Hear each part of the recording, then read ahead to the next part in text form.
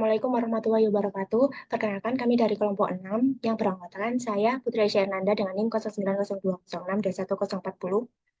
Dengan Novia Rahma dengan NIM 09020621038. Saya Ramzia dengan NIM 090106211015. Saya Chandra Sajida dengan NIM 090106210008. Di sini kami akan melakukan simulasi layanan cloud computing seperti WhatsApp, di mana di cloud ini menggunakan 3, yakni ada worker, scheduler, dan monitor, dengan menggunakan tools yakni SAMPP, Chrome, Docker, VS Code sebagai alat bantunya.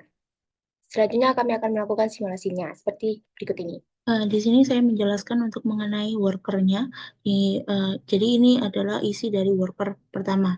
Jadi di mana ada receiver sebagai penerima, ada sender sebagai pengirim, dan juga Docker Compose YML. Di sini Docker Compose YML berfungsi sebagai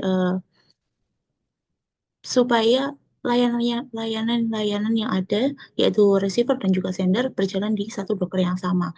Itu di sini berisi ada sender, receiver, sender DB, ada receiver, receiver DB, dan phpMyAdmin untuk penyimpanan dari eh, database-nya. Di receiver itu berisi ada Docker file. Docker file ini menginisiasi pembuatan dari kontainer baru.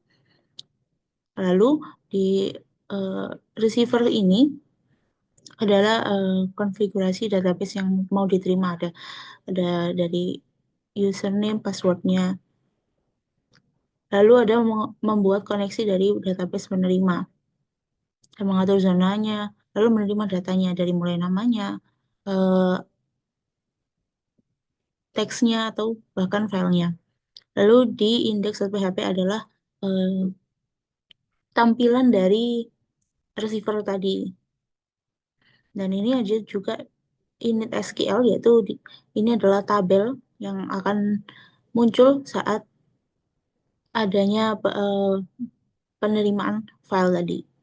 Lalu di sender juga ada Docker file juga sama, yaitu membuat kontainer baru, dan juga ada sendernya sama seperti ini, tapi ini untuk pengiriman datanya. Lalu di indeks ini adalah tampilannya deh, di mana ada nama pengirimnya, ada file gambar, dan juga nanti akan bisa klik kirim pesan untuk mengirimnya. Dan untuk yang lainnya ada worker 2 dan worker 3 isinya sama, hanya yang dibedakan adalah portnya saja. Lalu selanjutnya jalankan codingan worker berikut dengan fungsi build di terminal. Akan muncul di kontainer Docker sebagai USG. Di sini ada macam-macam port, ada sender dengan port 80, lalu receiver juga ada, phpMyAdmin, milik receiver, phpMyAdmin milik sender, juga ada DB-nya receiver, juga DB-nya sender. Kita langsung coba melakukan simulasi melalui pesan. Di mana ini port 80 ini milik sender. Kita coba mengirim pesan, halo. Halo Novia. Nama pengirimnya saya sendiri Nanda. Lalu kita coba menggunakan file. Ini bisa menggunakan file gambar, video juga bisa. Ini filenya. Kita coba kirim pesan. Di sini muncul muncul keterangan bahwa pesan berhasil terkirim dengan ada pengirim pesan file dikirim pada, juga ada. Lalu kita refresh. Di sini menggunakan port 81 yaitu milik receiver, di mana terbaru di sini muncul peringatan Anda pesan Halo Novia dengan PDF-nya dikirim pada. Lalu kita cek database-nya, apakah sudah berhasil masuk ke database-nya. Dan berikut ini termasuk di mana struktur database ini ada message receiver, ya ini pesan yang masuk ke receiver. Di mana strukturnya ada ID secara otomatis akan tampil, lalu sender sebagai pengirim, siapa yang mengirim, lalu message-nya, pesannya, file konten ini menggunakan tipe data blob, di mana akan jadi bin, lalu menggunakan fungsi select di itu akan berubah jadi PDF. File name-nya, lalu ada file type-nya PDF, lalu tanggal dikirimnya. Setelah file terkirim, lalu kita lanjut ke folder scheduler. Nah, di sini ada dua file, yaitu file file monitor dan juga file scheduler. Nah, di sini saya ada di file index yang juga berperan sebagai file scheduler. Nah, kemudian di sini adalah tampilan HTML-nya. Lalu ini ada untuk status worker akan dimuat di sini. Kemudian ini ada untuk data grafis. Terus ini untuk grafik bar gabungan untuk CPU dan memori. Kemudian ini untuk fungsi memperbarui status worker. Lalu kemudian ini untuk menambahkan worker baru. Ini untuk mematikan worker baru. Sebelum itu di sini ada manajemen load balancing. Kemudian ini ada perbaruan data setiap detiknya. Kemudian untuk tampilan schedulernya seperti ini.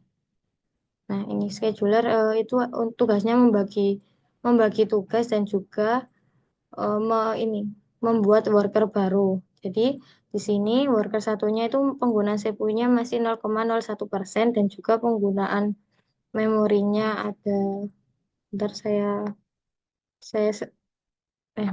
penggunaan memorinya ada 47,53 MB yang dengan status running. Nah, ini karena penggunaan CPU-nya masih 0,01, masih belum mencapai batas, yaitu belum lebih dari 90%, jadi masih di worker 1. Kalau misalnya nanti CPU-nya udah 90%, lebih dari 90%, langsung klik shutdown, langsung membuat worker baru.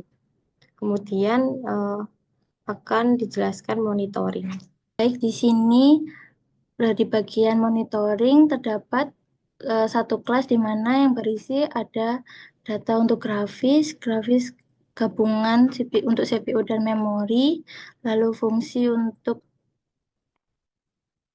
melakukan status server dan fungsi untuk mematikan server baru.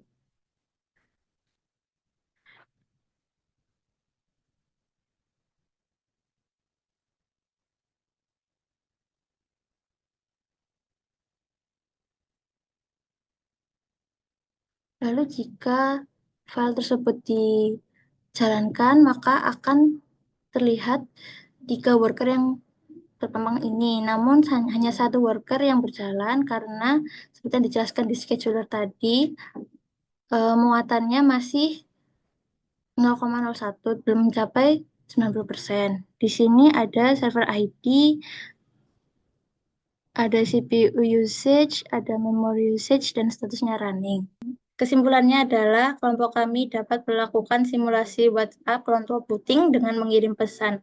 Sekian dari kelompok kami. Wassalamualaikum warahmatullahi wabarakatuh.